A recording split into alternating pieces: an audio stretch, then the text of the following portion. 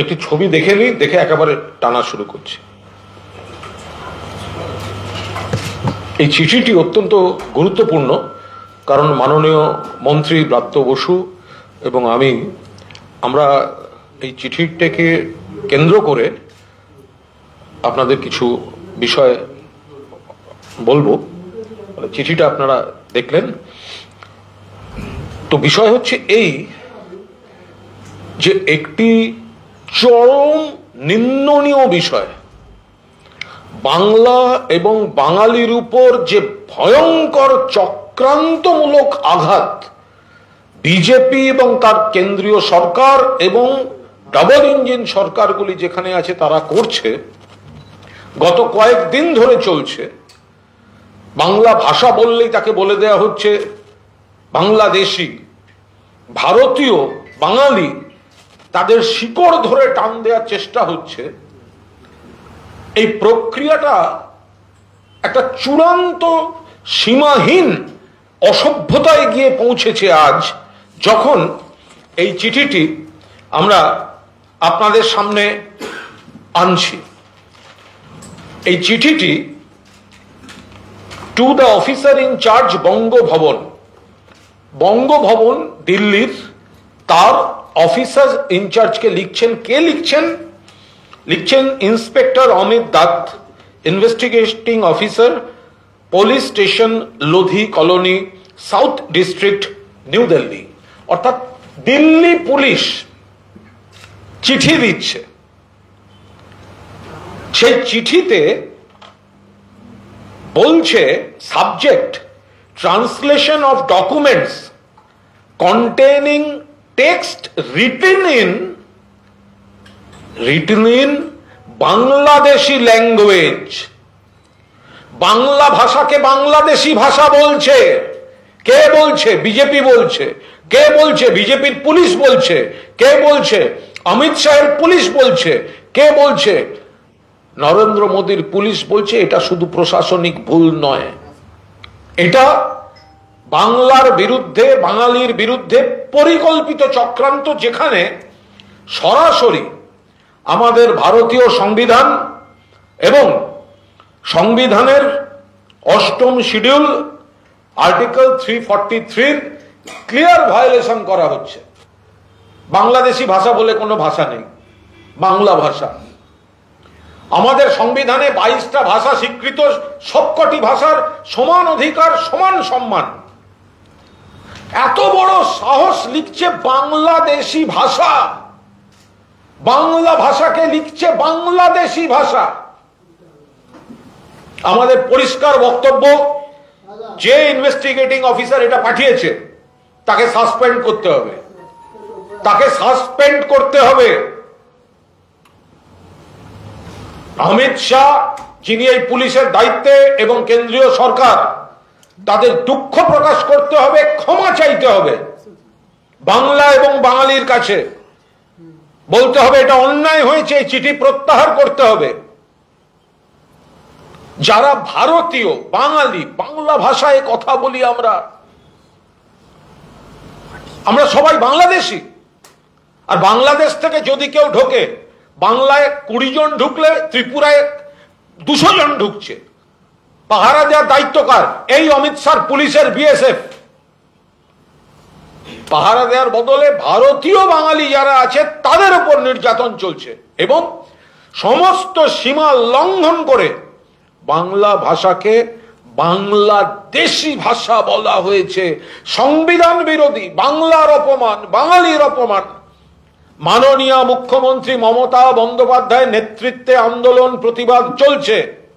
মাননীয় সর্বভারতীয় সাধারণ সম্পাদক অভিষেক বন্দ্যোপাধ্যায় এর তীব্র প্রতিবাদ করেছেন। গোটা তৃণমূল কংগ্রেস এর তীব্র প্রতিবাদ করছে। এবং বাংলাকে কিভাবে অসম্মান করা হচ্ছে, আমাদের মাননীয় মন্ত্রী, সর্বভারতীয় তৃণমূল কংগ্রেস দলের অন্যতম নেতা ব্রাত্য বসু আপনাদের বিস্তারিত বলছেন কিভাবে বাংলা এবং বাঙালিকে পরিকল্পিতভাবে, প্রশাসনিক ভুল নয়, পরিকল্পিতভাবে চক্রান্ত করে অসম্মান করা হচ্ছে, কোণঠাসা করা হচ্ছে, শিকড় ধরে টান ধরা হচ্ছে। ব্রাত্য বসু আপনাদের সবিস্তার বলবেন। অফিসারকে সাসপেন্ড অফিসারকে অবিলম্বে সাসপেন্ড করতে হবে, চিঠি প্রত্যাহার করতে হবে, পুলিশ এবং সরকারকে ক্ষমা চাইতে হবে। আমার বন্ধু, আমার সহকর্মী, বন্ধু, সর্বভারতীয় সাধারণ সম্পাদক আমাদের মুখপাত্র কুণাল ঘোষ সবিস্তারে আপনাদের কাছে বলেছেন এই ইস্যুটা নিয়ে। এরা ভুলে যাচ্ছে যে একটা যে ভাষা, বাংলা ভাষা, এই ভাষার কারণে একটা আলাদা রাষ্ট্র তৈরি হয়েছে। 25 কোটি মানুষ সারা পৃথিবীতে এই ভাষা বলেন। আমাদের এই বাংলা থেকে এই ভাষায় এখনো দুটো রাষ্ট্রের জাতীয় সঙ্গীত এই ভাষায় লেখা। আমাদের দেশের জাতীয় সঙ্গীত এই ভাষায় লেখা। ওরা যেটা করছেন বাংলাকে বাংলাদেশি বলে দাগিয়ে দেওয়া, আমি একটা কথা কুণাল যেটা রাজনৈতিকভাবে বলেছেন আমি সেটাকে সম্পূর্ণ সমর্থন করে আমি একটা অন্য প্রসঙ্গ বলি। সেটা হচ্ছে যে যখন দেশভাগ হয়, যে দেশভাগের স্মৃতি, এনআরসি, অনুপ্রবেশকারী, শরণার্থী এই রাজনীতির পরিসরে রোজ এখন উঠে আসে, সেই সময় পাকিস্তানের রাষ্ট্রভাষা দাবি করা হয় উর্দু। এখন ঘটনা হচ্ছে যে পাকিস্তানের যিনি উদ্গাতা মোহাম্মদ আলী জিন্নাহ, তিনি নিজে উর্দু জানতেন না। তিনি মূলত ইংরেজি ভাষায় কথা বলতেন, আর যেটা জানতেন মাতৃভাষা তার ছিল গুজরাটি, তিনি গুজরাটি ভাষায় কথা বলতেন। আর যার ভাঙা ভাঙা বলতে পারতেন হিন্দি। পাকিস্তান তৈরি হওয়ার পর দেখা গেল তার বেশিরভাগ নেতারাই উর্দু জানেন না, এবং তাদের নেতারা বেশিরভাগ এখনো দেখবেন যে যুদ্ধের সময় বা কোনো দেশের যখন কোনো বিবাদ ঘটে, এই পাকিস্তানের ক্ষেত্রে আমরা দেখেছি যে মূলত তাদের যে পাঞ্জাব প্রভিন্স, সেই লোকেরাই প্রধানমন্ত্রী হন, মিলিটারি সামরিক শাসক হন বা অন্য কোনো গুরুত্বপূর্ণ পদে থাকেন। তাদের প্রত্যেকের ভাষা হচ্ছে হিন্দি। হিন্দি ভাষায় তারা কথা বলেন। তাহলে আমি কি বলবো দিল্লিতে এখন যারা হিন্দি ভাষায় কথা বলছেন তারা পাকিস্তানি? আমি কি বলবো যে আপনারা পাকিস্তানে গিয়ে থাকুন? ভাষা কোনো টেরিটরি হতে পারে না। ভাষা মানুষের প্রকাশের জায়গা। আপনি আপনার ভাষা, যে ভাষায় আপনার জাতীয় সঙ্গীত হয়েছে, যেটা আপনারা আমরা এখনো গোটা ভারতবর্ষ যে গান যে ভাষায় লেখা, তা শুনলে একজন তামিল লোক যে ভাষা শুনলে উঠে দাঁড়ান, একজন ওড়িয়া লোক, একজন গুজরাটি লোক যে ভাষায় গান শুনলে উঠে দাঁড়ান, সেই ভাষাকে আপনি বাংলাদেশি বলে দাগিয়ে দিচ্ছেন। আপনি বলতে চাইছেন যে এই ভাষার কারণে যে আন্দোলন হয়েছে কোনো ধারণা আছে আপনাদের? সারা ভারতবর্ষ এই ভাষা, সারা পৃথিবীতে এই ভাষা সম্মানিত। আজকে মুখ্যমন্ত্রী যখন রাস্তায় নেমে যে ভাষার সপক্ষে,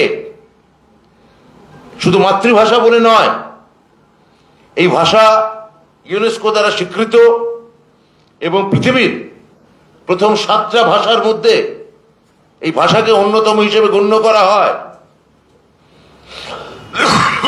তাহলে আপনার এই ভাষাকে বাংলাদেশি বলে দাগিয়ে দেওয়ার মধ্যে আপনারা যে সংকীর্ণ এবং সীমিত রাজনীতি দেখাচ্ছেন, আমি আপনাকে পাল্টা বলছি না আপনি হিন্দি বলেন বলে যান গিয়ে পাকিস্তানে থাকুন, কারণ ওরাও তো হিন্দি বলে।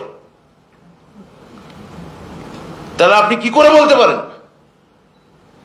আপনি অন্য রাষ্ট্রকে অপমান করতে গিয়ে আমাদের ভাষাকে আপনি খাটো করতে পারেন না, আমাদের ভাষাকে আপনারা ছোট করতে পারেন না। আপনারা শ্রী রামানুর কথা ভুলে যাবেন না, তামিল ভাষার অস্তিত্বের জন্য যিনি অনশনে প্রাণ দিয়েছিলেন, যে অস্মিতার সঙ্গে আলাদা তামিলনাড়ু রাজ্য তৈরি হয়েছিল। এখনো আপনার হিন্দি নিয়ে আপনি তামিলনাড়ুতে ঢুকতে যান, আপনাকে বলতে দেবে না। আমরা সহনশীল। আমি মনে করি এখানে বাংলায় কেউ থেকে হিন্দি বলতে পারেন। মুখ্যমন্ত্রী সমস্ত ভাষাকে, সমস্ত ধর্মকে, সাংবিধানিক ভাষাকে মর্যাদা দেন। সাংবিধানিক ভাষা বা অফিসিয়াল ভাষা ছেড়ে দিন, মুখ্যমন্ত্রী টোটো বা রাজবংশী ভাষার জন্য বা কামতাপুরী ভাষার জন্য যেটা করেছেন সেটা অকল্পনীয়। সেখানে এটা একটা এই বাংলা ভাষাকে বাংলাদেশি বলে চালিয়ে দেওয়া, এটা বিজেপির একটা হিন্দি আগ্রাসন। এই হিন্দি আগ্রাসনের বিরুদ্ধে যে কনসেপ্টে ভারত তৈরি হয়েছিল, বিবিধের মাঝে দেখো মিলন মহান, সে মিলনের ধারণাকে আঘাত করে, আক্রমণ করে। একটা এক ভাষা, এক ধর্ম, এক দেশ, এই তত্ত্ব আমাদের উপর চাপিয়ে দিতে চায়। তাহলে আপনারা বলুন, যে যে ভাষাকে আক্রমণ করে আজকে এই পরিসরে এখন এই শরণার্থী, এনআরসি, অনুপ্রবেশকারী এই শব্দগুলো ঘুরে বেড়াচ্ছে, যেটা আমাদের দ্বিতীয় পয়েন্ট, যেটা নিয়ে এক্ষুনি আমরা এই আজকে সাংবাদিক বৈঠকে দ্বিতীয় প্রসঙ্গে আসব। সেইটায় যাওয়ার আগে আমরা বলি, বিজেপি এই রাজনীতি বন্ধ করুক। বাংলা ভাষাকে, বাংলাকে আপনারা এইভাবে অপমান করতে পারেন না। অন্য রাষ্ট্রের সঙ্গে আপনাদের কি সম্পর্ক, তা ভালো না মন্দ আপনারা নিজেরা বুঝে নিন, তার মধ্যে আমরা ঢুকবো না। বাংলাদেশের সঙ্গে ভারতের কি সম্পর্ক, হ্যানাত্যান, এর মধ্যে আমরা ঢুকবোই না। আমরা আমাদের ভাষার মর্যাদার কথা বলবো, আমাদের ভাষার উচ্চতার কথা বলবো, আমাদের ভাষার গরিমার কথা বলবো। আপনি আমার উপর এইভাবে একটা স্ট্যাম্প মেরে, লেবেল মেরে দাগিয়ে দিতে চাইলে সেই দাগ আমরা গ্রহণ করব না। আমি সমস্ত বাঙালি জাতিকে বলছি, যারা পশ্চিমবঙ্গে বসবাস করেন, আপনারা হিন্দিকে মর্যাদা দিন, সমস্ত ভাষাকে মর্যাদা দিন, কিন্তু আপনার মাতৃভাষা যেটা বলার কারণে আপনাকে যদি অন্য দেশের নাগরিক হিসেবে দাগিয়ে দেওয়া হয়, আমি অন্য দেশকে সম্মান জানিয়েই বলি, এই দাগিয়ে দেওয়া আমরা মেনে নেব না। আপনারা কি মানবেন? বিজেপি এই রাজনীতি আমাদের উপহার দিতে চাইছে। এরপর হয়তো বলবে, আপনি বাংলা মাতৃভাষা যখন বলেন, আপনার বাচ্চা স্কুলে যদি বাংলায় কবিতা বলবে যে আপনি বাংলাদেশী, অন্য রাষ্ট্রের লোক। বর্ণ পরিচয় পড়লে বলবে অন্য রাষ্ট্রের লোক, সহজ পাঠ পড়লে বলবে অন্য রাষ্ট্রের লোক। আপনারা কি এইদিকে আমাদের টেনে নিয়ে যেতে চান? আমি সমস্ত পশ্চিমবঙ্গের বাংলা ভাষাভাষীর কাছে জোড়হাতে অনুরোধ করে এই কথা জানতে চাইছি। আমরা তো কই হিন্দিকে এরকম অমর্যাদা করি না। হিন্দি খুব বড় ভাষা, বিরাট ভাষা। প্রেমচন্দ থেকে শুরু করে কিষানচন্দ্রের মতো লেখকরা এই ভাষা সাহিত্য রচনা করেছে। কিন্তু আপনারা আমাদের রবীন্দ্রনাথকে ছোট করতে চাইছেন কেন? আপনারা আমাদের ডিএল রায়কে ছোট করতে চাইছেন কেন? আপনারা আমাদের নজরুল বা অতুল প্রসাদ বা রজনীকান্তকে অপমান করতে চাইছেন কেন? তারা বাংলা ভাষায় লেখেন, তার মানে তারা বাংলাদেশী। ফাইনালি এইটা বলতে চান তো? এইটা আমার প্রথম প্রসঙ্গ। এবং দ্বিতীয় প্রসঙ্গ, এই এনআরসি, এইটা টেনে এনে আজকে আপনারা গণমাধ্যমে ইতিমধ্যেই দেখিয়েছেন। তাও আপনাদের কাছে আমি বলছি যে যেভাবে কলকাতার এক বাসিন্দা দিলীপ কুমার সাহা বিজেপির তৈরি করা এনআরসির নোটিশ, এই উত্তম কুমার ব্রজবাসী থেকে গোটা পশ্চিমবঙ্গে বেছে বেছে বাঙালি হিন্দুদের হাতে যেভাবে এনআরসির কাগজ ধরাচ্ছেন, মুখে এক কথা বলছেন কিন্তু এনআরসির কাগজ ধরাচ্ছেন হিন্দুদের, বাঙালি হিন্দুদের। যেভাবে হিন্দুদের এরা ছোট করতে চাইছেন, সেই অপমান আর অবসাদ সহ্য করতে না পেরে আজকে দিলীপ কুমার সাহা তিনি আজকে আত্মঘাতী হয়েছেন। তার স্ত্রী আরতি সাহা তার একটি ভিডিওতে, তার সাক্ষাৎকারে, তার কান্নায় ভেঙে পড়ে এটা নিয়ে বিস্তারিতভাবে তিনি জানিয়েছেন। নির্বিচারে পরিযায়ী শ্রমিককে বিদেশি বলা হচ্ছে, কখনো পুনায় প্রাক্তন কার্গিল যোদ্ধাকে বাংলাদেশি বলা হয়েছে। কার্গিল এগিয়ে যুদ্ধে ফ্রন্টে যুদ্ধ করেছে এরকম একজন পুনার বসবাসকারী বাঙালি, তার সম্পর্কে বলা হয়েছে মিলিটারি হাবিলদার তিনি ছিলেন, তাকে বলা হয়েছে। এই যে বাংলা বললে আপনারা খেপে যাচ্ছেন কেন? আমরা তো এই কথা বলছি না যে আমরা বাংলা ভাষা একসময় বলতাম এবং বাঙালি বা বাংলা একসময় গোটা ভারতবর্ষে শ্রেষ্ঠ জাতি ছিল। হতে পারে স্বাধীনতার আগে ছিল, কলোনির কারণে ছিল, কলকাতার রাজধানী থাকার কারণে ছিল। আপনারা কলকাতার রাজধানী করতে চাননি, স্বাধীনতা পরে চাননি, ফাইন, কোনো অসুবিধা নেই। আমরা সেটা মেনে নিয়েছি। কিন্তু আপনি আমাকে আগ্রাসন চালাতে পারেন না, আপনি আমাকে অপমান করতে পারেন না। আমি বলছি হিন্দি যেমন একটা চমৎকার ভাষা, তামিল যেমন একটা চমৎকার ভাষা, ওড়িয়া যেমন চমৎকার ভাষা, বা মালায়ালাম বা অসমিয়া, আমার ভাষাকে আমার মাতৃভাষাকে এইভাবে আপনারা অপমান করতে পারেন না। এইটা অনুগ্রহ করে মনে রাখবেন। আপনার গুজরাটি ভাষাকে আমরা অসম্মান করি না, তাহলে আমার বাংলাকে আপনারা এইভাবে আক্রমণ করবেন না। তাহলে আপনারা মনে রাখবেন যে পাকিস্তানের, আমাদের তথাকথিত শত্রু রাষ্ট্রের বেশিরভাগের মাতৃভাষা হচ্ছে হিন্দি। এইটা আপনারা মনে রাখবেন। তাহলে আপনাদের আমরা পাকিস্তানি বলে দাগিয়ে দিচ্ছি না, দিতে পারি না, কিন্তু আপনারা কি তাই চান? আমি কুণালের কাছে যাচ্ছি। দেখুন, আরেকটা বিষয় হচ্ছে যে বাংলাদেশি নাগরিক আর বাংলাদেশি ভাষা, এই শব্দবন্ধনীটা যায় না। বাংলাদেশে যারা থাকেন তারা বাংলাদেশি নাগরিক, এবং তাদের মধ্যে কেউ যদি অবৈধ অনুপ্রবেশ করে থাকেন, সেটা রোখার দায় অমিত শাহের, বিএসএফ এর। আর শুধু পশ্চিমবঙ্গে তো অনুপ্রবেশ সমস্যা নয়, তাহলে ত্রিপুরায় ঢুকছে কি করে? Double engine. কয়েকদিন আগে ত্রিপুরায় আগরতলা স্টেশনে ধরা পড়লো রোহিঙ্গা। দুটো গ্রুপ করে ট্রেনে উঠছিল, একটা ট্রেন দিল্লি যাবে, একটা ট্রেন কলকাতা আসবে। যদি কলকাতায় এসে পৌঁছতো আপনারা বলতেন কলকাতায় ধরা পড়েছে, কিন্তু ঢুকেছিল কোথা থেকে? ত্রিপুরা সীমান্ত দিয়ে। কারা পাহারা দিচ্ছে? বিএসএফ। বিএসএফ কাদের? অমিত শাহ। অমিত শাহ কোন দল? বিজেপি। বিজেপি কোন রাজ্য শাসন করে? ত্রিপুরা। কোন সরকার? ডবল ইঞ্জিন সরকার। তাহলে বাংলাকে আক্রমণ করছেন কেন? পাশাপাশি যেভাবে আপনারা যখন এখান থেকে একটি ইউটিউবার মেয়ে, সে যখন পাকিস্তানে দেখা গেছিল যে সে স্পাই সংস্থার সঙ্গে যুক্ত, সেখানে খবর পাচার করে, তার একটা হিন্দু পরিচয় ছিল। তাহলে বাংলাদেশ থেকে কয়েকদিন আগে যে মডেল মেয়েটি ধরা পড়লো, নামটা ভুলে যাচ্ছি, সেও হিন্দু। তাহলে ওর ক্ষেত্রে আপনি কি বলবেন? ও শরণার্থী, অনুপ্রবেশকারী? আমি জানতে চাই, যে স্পাই এখানে ধরা পড়লো, সে শরণার্থী, অনুপ্রবেশকারী? দয়া করে এটা বলবেন কি বিজেপির নেতারা, স্থানীয় নেতারা? আপনারা বলছেন যে হিন্দু যদি আসে সে শরণার্থী, তাহলে কি শরণার্থী স্পাই নাকি সে অনুপ্রবেশকারী? সেটাও বলুন। তাহলে আপনারা বলতে চান হিন্দু মাত্র আসলে স্পাই এবং অনুপ্রবেশকারী, তাও কি বলতে চাইছেন আসলে? সেটা পরিষ্কার করে দিন। তাহলে শুধু বেছে বেছে আসলে হিন্দু বা মুসলমান আপনারা মুখে বলছেন, টার্গেট করছেন যারা বাংলা ভাষায় কথা বলে, তাদের একটা লেভেলিং করতে চাইছেন, তাদের দাগিয়ে দিতে চাইছেন, তাদের তাচ্ছিল্য করতে চাইছেন। এটা কি করে আপনারা করতে পারছেন আমি জানি না। আমি এখানে স্থানীয় বিজেপি নেতাকে বলবো, এখন যাই হোক না কেন, আপনারা শেষ অবধি বাংলা ভাষায় কথা বলেন।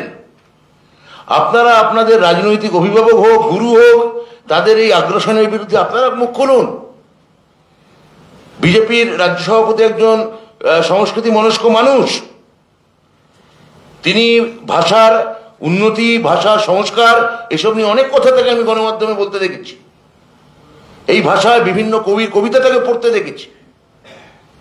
তাহলে সেই ভাষাকে যখন আক্রমণ করা হচ্ছে, আপনি ঘুরে দাঁড়িয়ে রুখে দাঁড়ান, বলুন যে আমার মাতৃভাষাকে এইভাবে, এই পশ্চিমা আগ্রাসন আমরা মানছি না। এইটা আমি আপাতত আমরা প্রাথমিকভাবে বলছি এইটুকু কথা। এবার এই দুটি বিষয়ে দুটি আলাদা প্রসঙ্গ, কিন্তু কোথাও সংযুক্ত। এই দুটি প্রসঙ্গে আপনাদের যদি কোনো প্রশ্ন থাকে, না ওটা তার আগে একটা ভিডিও, ভিডিওটা দেখিয়ে দাও, তারপর আপনাদের প্রশ্ন থাকলে করবেন। এনআরসি করে উনি বাংলাদেশে, তার জন্য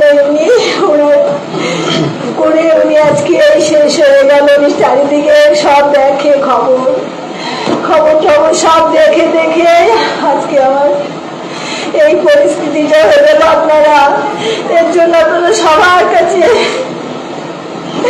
যাতে এরকম কারণ না হয়, আপনারা সেটা যাতে কেউ না এরকম হয়ে যায়। আজকে আমার সংসার এরকম হয়ে গেল। আপনারা আজকে আমার সংসার।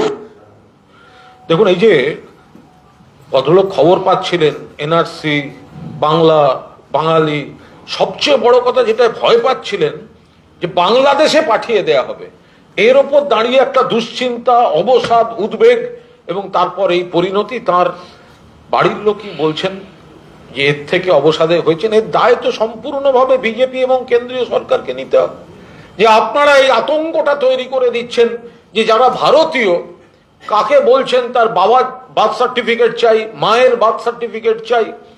এবার যাদের এইসব জোগাড় করা খুব কঠিন ব্যাপার, মানসিক অবসাদ, দুশ্চিন্তা, আর ওই বাংলাদেশে পাঠিয়ে দেবে, এই আতঙ্ক থেকে এই ধরনের ঘটনা ঘটছে।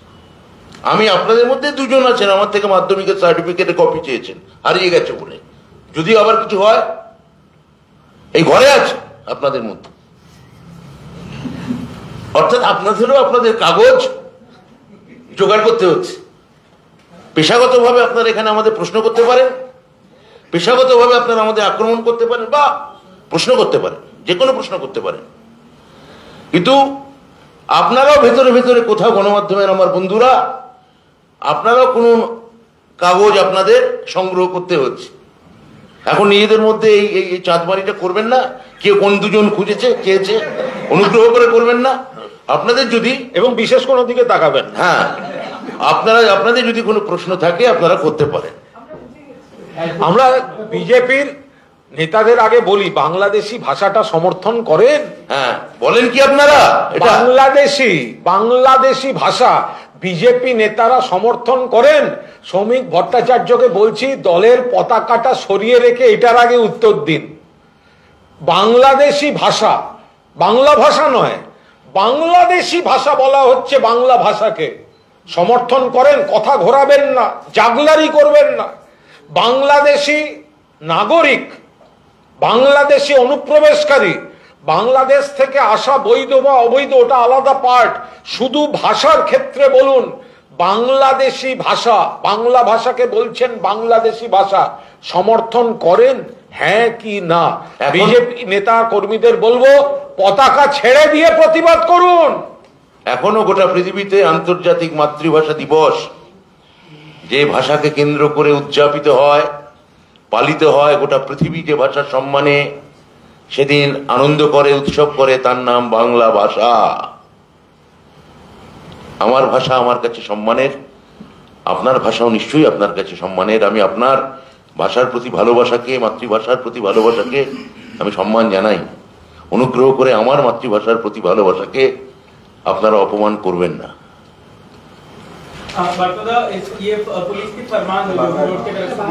আগে বাংলাটা হয়ে যাক। হ্যাঁ, শ্রমিক ভট্টাচার্য এই চিঠির মধ্যে কোনো অন্যায় দেখতে পাচ্ছেন না। তিনি বলছেন যে বাংলা ভাষী, মানে বাংলাদেশের কোনো কবি যদি কোনোভাবে লেখেন, তার লেখার স্টাইল এবং আমাদের দেশে, মানে এই রাজ্যের কোনো বাঙালি যদি কবিতা বা কোনো লেখা লেখেন, তার মধ্যে ভাষাগত, এটা কোনো যুক্তি হতে পারে? তাই নাকি? তাহলে দাঁড়ান, তাহলে উনি যেটা বলতে চাইছেন, তার মানে নজরুল ইসলামের সঙ্গে শামসুর রহমানের কবিতা লেখার ফারাক আছে উনি বলছেন।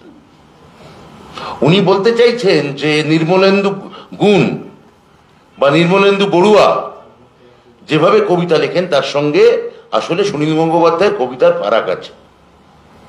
এই কথাটা বাংলার কবিদের কাছে আমি রাখতে চাইছি। হ্যাঁ, তো এবার তাহলে আপনি বলুন যে তার মানে এখানে ওখানে সেলিনা হোসেন যে ভাষায় লেখেন, আর এখানকার ধরা যাক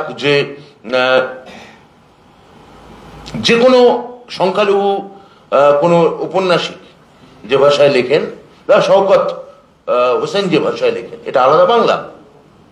মানে সৈয়দ মুস্তাফা সিরাজ যে বাংলাটা লেখেন আর আখতারুজ্জামান ইলিয়াস যে বাংলাটা লিখতেন, তাহলে সেটা আলাদা বাংলা। এইটা বলতে চাইছেন। 21শে ফেব্রুয়ারি বাংলাদেশ কোন ভাষার আন্দোলন হয়েছিল? 21শে ফেব্রুয়ারি যে শহীদ বেদিটা, ওটা কোন ভাষা? ফলে বিজেপি সভাপতি যেটা বলছেন সম্পূর্ণ ভিত্তিহীন, মিথ্যা এবং এই পাপ ঢাকার অপচেষ্টা। বলছে আগামীকাল দিল্লিতে অমিত শাহের সঙ্গে বৈঠক করবেন বিজেপি সাংসদরা, নেতৃত্বে শ্রমিক ভট্টাচার্য, কি বলবেন? ওদের দলের নেতারা ওদের দলের মন্ত্রীর কাছে যাবে, আমরা কি করব? তো ওদের দলে বিজেপি সাংসদরা তাদের দলের একজন মন্ত্রীর কাছে দেখা করতে যাবেন, সেখানে আমরা কি বলবো? যাবেন। ওরা মনে হয় দিলীপ ঘোষের নামে নালিশ টালিশ করতে যাবেন। যেটা বিজেপি সূত্রে জানা যাচ্ছে যে আপনারা যে কর্মসূচিটা নিচ্ছেন বা আপনাদের যে স্ট্র্যাটেজিটা যে বাংলা বাঙালি, ওরা এটা বলতে যাচ্ছে, ওরা কहीं पे নিগাহে कहीं पे নিশানা, ওরা নিজেদের মধ্যে বলা বলি করছে, ভয় লাগছে বলতে তুইও চ তুইও চ তুইও চ তুইও চ, গিয়ে বলি বাংলা বাঙালি নিয়ে এটা ঠিক করছেন না, বাংলার মানুষ আমাদের ঝেঁটিয়ে বিদায় করবে, এইটা বলতে যাচ্ছে, বাইরে এসে অন্য কথা বলবে, कहीं पे নিগাহে कहीं पे নিশানা। ওরা বুঝতে পারছে বাংলার মানুষ, তারা এই বাংলা বাঙালির উপর যে ভাষা সন্ত্রাস তার বিরোধিতা করছেন, সেটা বলতে যাচ্ছে, একা যেতে সাহস পাচ্ছে না, ওই গোটা কয়েকজন মিলে যাচ্ছে, বেরিয়ে এসে অন্য কথা বলবে। আগামীকাল মমতা বন্দ্যোপাধ্যায়ও সাংসদদের নিয়ে ভার্চুয়াল বৈঠক করছেন, এটা কি তাহলে এবার সংসদের মধ্যে সাংসদরা যাতে বাংলা বাঙালি বিরোধী যে, মমতা বন্দ্যোপাধ্যায় আমাদের সংসদীয় দলের চেয়ারপারসন, ফলে তিনি, সংসদ চলছে, নানা গুরুত্বপূর্ণ ইস্যু, এমপিরা আন্দোলন করছেন, তা তিনি তার নিজে আন্দোলন করছেন এটা নিয়ে, বলতেই পারেন এটা নিয়ে, তার অধিকার আছে বলার। তার দলের সাংসদদের সঙ্গে তিনি তো নিশ্চিতভাবে কথা বলতে পারেন, তো বলবেন, এ তো স্বাভাবিক কথা। এটা আগামী 9 তারিখে বলছি, আগামী 9 তারিখে নবান্ন অভিযানে ডাক দিয়েছে বিজেপি। শ্রমিক ভট্টাচার্য বিজেপি সভাপতি, তিনি বলছেন পতাকা ছেড়ে বিজেপি কর্মীরা নামুন। শ্রমিক ভট্টাচার্য নিশ্চিন্ত থাকুন, বিজেপি কর্মীরা পতাকা ছাড়তে শুরু করে দিয়েছে। বিজেপি কর্মীরা পতাকা ছাড়তে এবং অনেকে তৃণমূলের দিকে চলে আসতে এগুলো শুরু করে দিয়েছে। ওনার দলের শুধু কর্মীরা নয়, একাধিক সাংসদ, একাধিক বিধায়ক তৃণমূলের সঙ্গে যোগাযোগ রাখছেন, ফলে বিজেপি সভাপতিকে আর পতাকা ছাড়ার ডাক দিতে হবে না। বিজেপির দলের মধ্যেই বিজেপির পতাকা ছাড়ার প্রসেস আরো বেশি করে শুরু হয়ে গিয়েছে, কিছুদিনের মধ্যেই বুঝতে পারবেন। শ্রমিক ভট্টাচার্য একথাও বলছেন যে আমরা পতাকা ছেড়ে তো হাঁটবই, অন্য কোনো রাজনৈতিক দলের লোকেরা যদি আমাদের সাথে হাঁটে আমাদের কোনো সমস্যা নেই। সেটা তাদের বিষয়, সেটা সম্পূর্ণ তাদের বিষয়। আমরা জানি যে ইস্যুতে হচ্ছে, সেই ইস্যুটি সেটা হচ্ছে বিজেপি তার কংগ্রেসকে ডাক দিচ্ছে না, সিপিএম কে ডাক দিচ্ছে। এবার সিপিএম এবং বিজেপি তারা যদি একসঙ্গে মিছিল করে, বাংলার মানুষ দেখবেন কি আছে। এই যে অভয়ার তদন্তটা কার হাতে? সিবিআই এর হাতে। আরজি করের ঘটনায় 24 ঘন্টার মধ্যে কলকাতা পুলিশ অ্যারেস্ট করেছিল। অভয়ার বাবা মা বলেছিলেন সিবিআই চাই, এই রামবামের আইনজীবীরা সিবিআই এনেছিলেন। এখন অভয়ার বাবা মাই বলছেন আমরা সিবিআই ঠিক করে করেনি।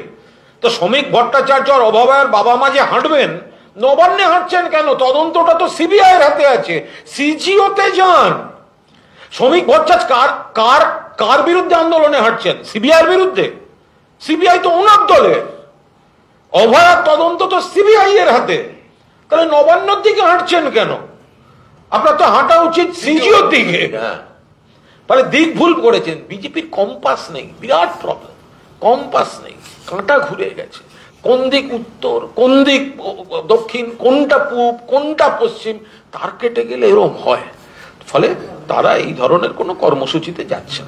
চুম্বকটা খারাপ হচ্ছে। সিবিআই যখন কথাটা তুললেন যে নিট ইউজি 2024-এর যিনি প্রশ্নপত্র ফাঁস করেছিলেন, যিনি মূল পান্ডা, সেই সঞ্জীব মুখিয়া জামিন পেলেন 90 দিন বাদে, এবং চার্জশিট ফাইল হয়নি। 90 দিনে তার চার্জশিট জমা পড়ে। আমরা এটার প্রাথমিক যা খবর পেয়েছি, এটা তো পুরোপুরি কেন্দ্রীয় সরকারের পরীক্ষা এবং অত্যন্ত গুরুত্বপূর্ণ পরীক্ষা, এবং সেখানে একটা চরম অনিয়ম গাফিলতির বিষয় ছিল। প্রশ্ন ফাঁস হয়েছিল, প্রশ্ন ফাঁস, এবং তার গ্রেফতার, চার্জশিট পেশ হয়নি বলে জামিন হয়ে যাচ্ছে। অর্থাৎ কেন্দ্রীয় সরকার, বিজেপির সরকার, তারা এই কেলেঙ্কারির অভিযুক্তদের মুক্ত করে দিতে তারা সক্রিয়। এ তো পরিষ্কার বোঝা যাচ্ছে যে প্রশ্ন ফাঁস এবং পরীক্ষার অনিয়ম, তার যে মুখ্য ভূমিকায় ছিলেন বলে যার বিরুদ্ধে অভিযোগ, চার্জশিট দিতে পারল না বলে যদি জামিন হয়, অর্থাৎ সবাই জানে যে নির্ধারিত দিনের মধ্যে চার্জশিট না দিলে জামিন হয়ে যাবে, এটা তো জামিন করে দেয়া হলো, বিজেপি মুক্ত করে দিল। যাদের দাবিতে, যাদের দায়িত্বে পরীক্ষায় কেলেঙ্কারি, যারা সরকারে, তারাই অভিযুক্তদের মুক্ত করে দিচ্ছে। এবার বুঝে নিন। বলছি দমদম, খড়দা, বিরাটি পরপর জলে মৃত্যু, এই বর্ষার জমা জলে, খারাপ বার্তা, খুবই খারাপ।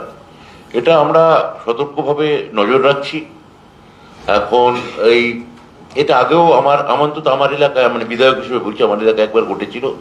আমার এলাকায় এটা সম্পূর্ণ সিজ করা গেছে, কোনো কোনো এলাকায় ঘটছে। আমরা প্রশাসন থেকে নিশ্চয়ই এই ব্যাপারে যথাবিহিত সতর্কতা এবং ব্যবস্থা নেওয়া হবে। একটা প্রশ্ন নেতা জীবন সিংহ তিনি বলছেন যে কেন্দ্রীয় সরকারের ওরাও আমাদের জন্য ভাবেনি, রাজ্য সরকারের ওরাও আমাদের জন্য ভাবছে না, আমরা আলাদা রাজ্য চাই, আমরা কামতাপুরি চাই, রাজবংশীদের কথা কোনো সরকারই ভাবছে না। মমতা বন্দ্যোপাধ্যায় ভাবছেন, ওনাদের ভাবতে হবে না। ওনাদের যে পদ্ধতি ভাবার সেটা হচ্ছে মূল স্রোত থেকে ছিটকে গিয়ে। আর মমতা বন্দ্যোপাধ্যায় সকলকে একসঙ্গে নিয়ে উন্নয়নে সামিল করে যে ভাবনাটা ভাবছেন, অধিকাংশ মানুষ, কার্যত সব মানুষ, সবকটি পরিবার সেই উন্নয়নের উপকারিতা পাচ্ছেন। ফলে সেই কারণেই এখন এই ধরনের আবার এখন কারা কে মদত দিচ্ছে দেখতে হবে। রাজবংশী বা কামতাপুরীদের ঠিকাদারি উনি নিচ্ছেন কেন? এই মুহূর্তে রাজবংশী ভাষা একাডেমি বা কামতাপুরী ভাষা একাডেমি, যেটা মাননীয় মুখ্যমন্ত্রী মমতা বন্দ্যোপাধ্যায় করেছেন, তাদের চেয়ারম্যানও একজন রাজবংশী এবং রাজবংশী ভাষা বা কামতাপুরী ভাষায় তারা কথা বলেন। তা তাদের গিয়ে জিজ্ঞেস করা হোক তারা ওই জীবন সাহানা কার কথা বললেন, তার মতামতের সঙ্গে একমত কিনা। তারাই তো ডিনাই করবেন। সেটা হচ্ছে যে মমতা বন্দ্যোপাধ্যায় দীঘায় জগন্নাথ মন্দির করে তিনি দেখিয়ে দিয়েছেন যে পর্যটন এবং ধর্মক্ষেত্র বা জগন্নাথ ধাম এক জায়গায় করা সম্ভব। আজ সেই দীঘাতেই শুভেন্দু অধিকারী হিন্দু ঐক্য যাত্রা করছে, কি বলবেন? কিছুই বলবো না, কেন বলতে যাবো খামোখা? যিনি জগন্নাথ মন্দির হয়েছে দীঘাতে, এত বড় লক্ষ লক্ষ মানুষ আসছেন বাংলা থেকে, সারা দেশ থেকে, বিশ্ব থেকে। ফলে সেটা দেখে খ্যাপা খুঁজে খুঁজে ফেরে পরশ পাথর, কিন্তু পরশ পাথর আর কিন্তু পাওয়া যাচ্ছে। তো ফলে এখন এই জগন্নাথ মন্দির তৈরি হওয়ার জন্য যাদের উপর মানসিক চাপ পড়েছে, তারা পাশের রাস্তা, ডান দিকের রাস্তা, পিছনের রাস্তা, ঝাউবন, ওইসব জায়গায় ঘুরে বেড়াবে। তো কি বলবো সেখানে? শুভেন্দু অধিকারী বলছেন এবার খেলা হবে, ভালোই খেলা হবে, ভোটার তালিকায় খেলা হবে, মৃত ভোটারের নাম থাকবে না, ডাবল এন্ট্রি থাকবে না, অস্তিত্বহীন থাকবে না। বাংলাদেশের মুসলমান রোহিঙ্গা, আমি আপনাদেরও বলিহারি যাই, একটা লোক অনুমান ভিত্তিক ক্যালেন্ডার আর ডেট দিয়ে যায় প্রত্যেক বছর, আর আপনারা প্রত্যেক বছর সেইগুলোকে অত্যন্ত গুরুত্ব দিয়ে বল। 20 সালে আবকি বার 200 পার, ওকে জিজ্ঞেস করেছিলেন তারপর কেন হয়নি? পূর্ব মেদিনীপুর 99 পঞ্চায়েত নিতে পেরেছে জেলা পরিষদ, বাংলার প্রত্যেকটা জেলা পরিষদ। লোকসভা এবার রেকর্ড, বিজেপি বাড়বে, বিজেপি কমে গেছে। প্রত্যেক বছর একটা ভুল ক্যালেন্ডার, অমুক তারিখ, অমুক ডেট, আগামী বার এই হবে, আর তার পরের বার দেখা যায় সেটা হেরেছে, হেরে আবার একটা কিছু খুঁজে বেড়াচ্ছে। ফলে এগুলো হচ্ছে হতাশা এবং দলের কর্মীদের কোনোভাবে চাঙ্গা রাখার জন্য একটা এই ধরনের কথাবার্তা। কি বলছেন? হরিয়ানা পুলিশের বিরুদ্ধে যে অভিযোগ, এক শ্রমিককে মেরে পা ভেঙে দেওয়া হয়েছে কারণ বাংলাদেশি বলে তাকে স্বীকার করতে বলা হয়। এটা তো বারবার বলা হচ্ছে, প্রবলেম হচ্ছে তো যে বিভিন্ন বিজেপি শাসিত রাজ্যের পুলিশ এই সব কাণ্ড কারখানা করছে, হুমকি দিচ্ছে। এটা গরিব মানুষ। মোটমাট বাংলা বললেই, তিনি হিন্দু হোক বা মুসলমান, বাংলা বললেই তার হাত ভেঙে দিচ্ছে বা পা ভেঙে দিচ্ছে বা আটকে দিচ্ছে বা দেশ থেকে বার করে দিতে চাইছে।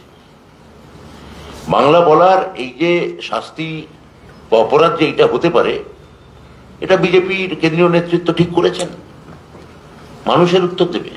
হরিয়ানার যে শ্রমিকটিকে মেরে পা ভেঙে দেওয়া হলো বাংলা বলার বা বাংলায় থাকার অপরাধে, কোট আনকোট অপরাধে, এর শাস্তি, এর সমুচিত প্রতিবিধান আইনিভাবে মমতা বন্দ্যোপাধ্যায় আইনি লড়াই তার জন্য লড়ছেন, রাস্তায় নেমে সংগ্রাম করছেন। আমাদের ধর্ণা আজ থেকে শুরু হয়ে গেছে, আজকে মহিলারা ধর্ণা দিয়েছেন মেয়র রোডে, আমাদের মহিলা ফ্রন্ট।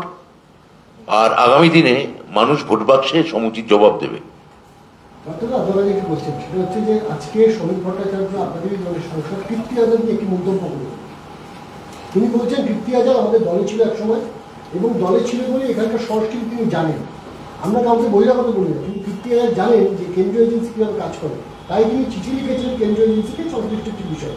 যদিও কীর্তি আজাদ সেই চিঠি প্রত্যাহার করলেন, কি বলবেন?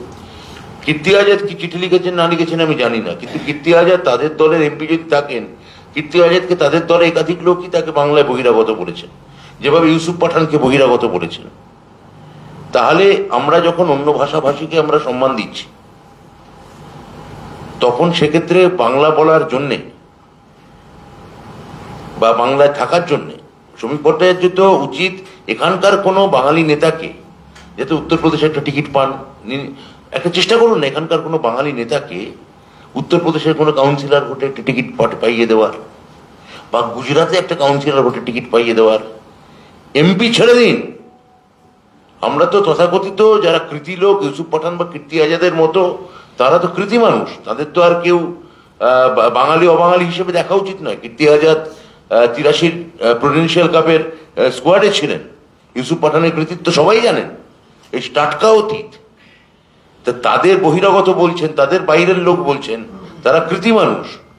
তাই এমন যদি হয় যে বাংলা বাঙালির প্রতি যদি এত দরদ থাকে, দিল্লিতে কোথাও কোন একটা বাঙালিকে, এখানকার বাঙালিকে এমপি সিটে লড়িয়ে দেখাক না, বা কাউন্সিলর ভোটে লড়িয়ে দেখাক। বাংলা বা বাঙালি ওরা পছন্দ করে না, এটা সবসময় মাথায় রাখবে। 14 সালে ক্ষমতায় এসেছিলেন নরেন্দ্র মোদী, 11 বছর হয়ে গেছে বিজেপি, এখনো বাংলা থেকে কোনো ক্যাবিনেট ফুল মন্ত্রী নেই। ফলে বাংলা যারা ওনার দলের সাংসদ, তাদেরকেই ওরা নম্বর দেয় না। আজ পর্যন্ত কোনো ক্যাবিনেট মিনিস্টার, পূর্ণ মন্ত্রী বাংলা থেকে বিজেপি করেনি। তো মানুষ এদেরকে জেতান কেন? টালিগঞ্জের যে ঘটনা, যে আত্মহত্যা করেছেন, আজ কলকাতায় আতঙ্কে ভুগছে। সাধারণত দেখা যাচ্ছে উত্তরবঙ্গে বা যে জায়গায়, কলকাতায় যদি এই পরিস্থিতি তৈরি হয়, আতঙ্ক তো আজকালকার দিনে তো খবর সে টিভিতে দেখছে, কাগজে পড়ছেন, নানা রকম সোশ্যাল মিডিয়া, এই যে একটা মহল তৈরি হয়েছে, বয়স্ক মানুষ কোনো একটা চাপ অনুভব করেছেন, আর বাংলাদেশ ফিরিয়ে দেওয়া হচ্ছে, এই চাপটা উনি নিতে পারেননি, এবং সেখানে দীর্ঘদিন ধরে এখানে বসবাস করছেন।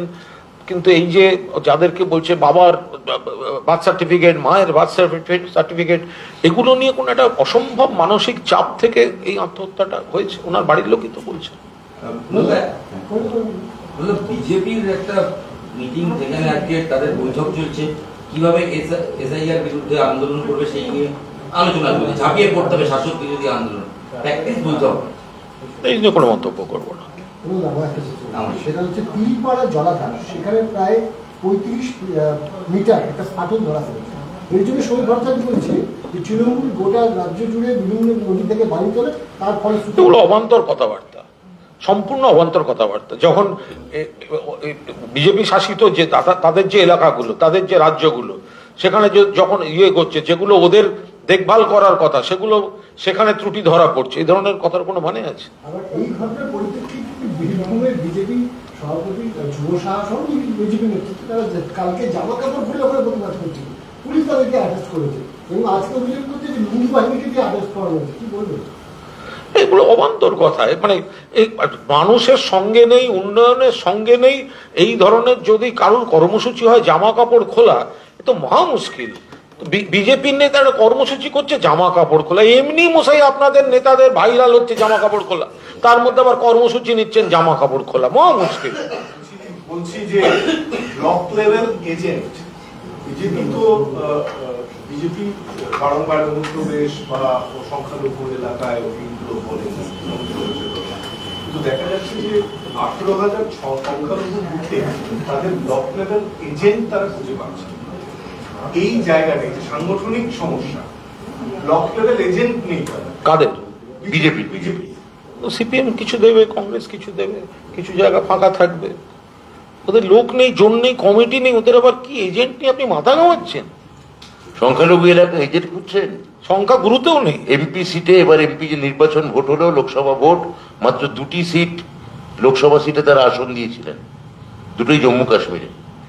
ওরা ভারতবর্ষে পশ্চিমবঙ্গে একজন সংখ্যালঘু কোনো মুখ তারা খুঁজে পাননি, তার সেখানে তারা এজেন্ট পাবেন কি করে? সামগ্রিকভাবে 18,000 সংখ্যালঘু মুখ পাচ্ছেন না, প্রার্থী পাচ্ছেন না, এজেন্ট পাবেন কি করে? 18,000 বুথে পাওয়ার কথা নয় তো, আছে, তারা সরিয়ে রাখতে চাইছেন, সংসর্গ নেবেন না। 26-এর নির্বাচনে বিজেপির বাড়তি নজর দক্ষিণ কলকাতা, বিশেষ করে ভবানীপুর, সেখানে প্রত্যেক বুথে 50 জন করে সদস্য বাড়ানোর টার্গেট, এবং বারবার শুভেন্দু অধিকারী বলেছেন যে দেখুন, ওদের যদি সময় নষ্ট করার মতো সময় থাকে আর আপনাদের যদি সময় নষ্ট করার খবর দেখানোর থাকে, আপনারা চিন্তা করুন। ফলে আমাদের ওগুলো নিয়ে মাথা ঘামাবার কোনো জায়গা নেই। কলকাতা শহরে যতগুলো এমএলএ সিট আছে ততগুলো MLA seat including that Bhabanipur Trinamool Congress জিতবে এবং লিড বাড়বে। আপনার কাছে একটা আবেদন আছে, বলছি আপনি বলছিলেন না কোনো সাংবাদিক ডকুমেন্ট শেষ এখন ওটা দিয়ে দেবেন, কারণ এই ফুটঘাটের মধ্যে ঘটনা আর ঘটনা আমরা চাই। নিশ্চয়ই আমরাও চাই, খুব কাছাকাছি, নিশ্চয়ই আমরাও চাই না। আর ভবানীপুর সিট ওরা যদি টার্গেট করে থাকে, ওরা বুঝতে পারবে যে মা ভবানীর কৃপায় ভানে মা ভবানী কি করে হয়, ভবানীপুরে ওদের দেখিয়ে দেবে এবার। Thank you.